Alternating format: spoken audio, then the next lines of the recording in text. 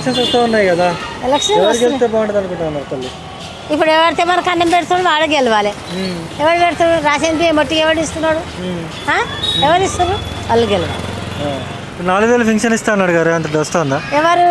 రేవంత్ రెడ్డి నమ్మకం వాళ్ళు ఇప్పుడు సార్ మొత్తమే రాడు, అయిపోయింది. ఇంకేం వస్తాడు? 4000 ఎప్పుడు ఇస్తాడంటే ఇంకా ఎప్పుడు ఇస్తాడు? ఇంకా 4000 ఎప్పుడు ఇస్తాడు? ఇయ్యాడు వాడు.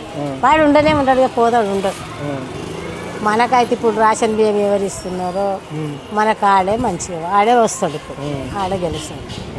ఈ రేవంత్ రెడ్డి గెలవాడు, పోతాడు, అయిపోయింది. ఇప్పుడు 6 గ్యారెంటీలు అన్ని ఇచ్చినా అంటా ఉన్నాడు కదా, ఏమి ఇచ్చిండు?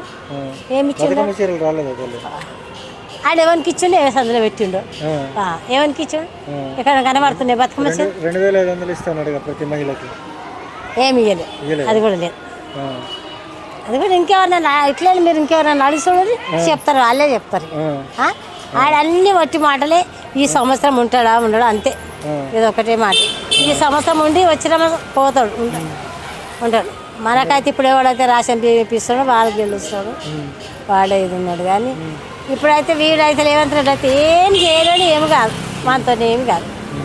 అప్లై చేయలే, కళ్ళు కనబడతలేవు, ఎటు పోతుంది సార్ నాకు తెలియదు, చెయ్యదు ఆఫీసు.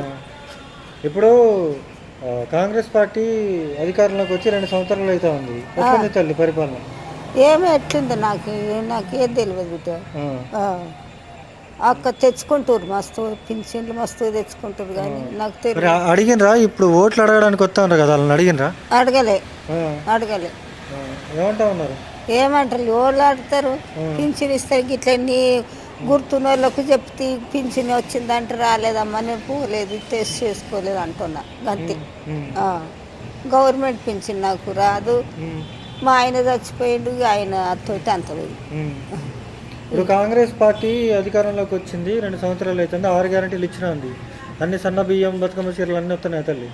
బతుకమ్మ చీరలు తేప రానేలేదు ఇక్కడ.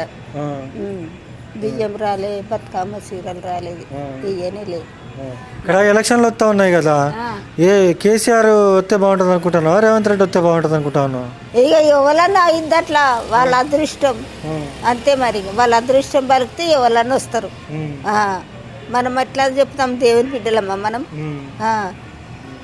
వాళ్ళ హుషారు తనం, వాళ్ళ లెక్క భగవంతుడు ఉండడు.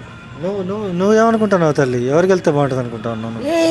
ఎవరికి అందరు గెలుచుకోదు బిడ్డ, బతుకుండ్రి అద్దంట బాబు. మేము వేస్తాం, రమ్మంటే వస్తే ఓట్లు వేస్తాం, లేకపోతే లేదు.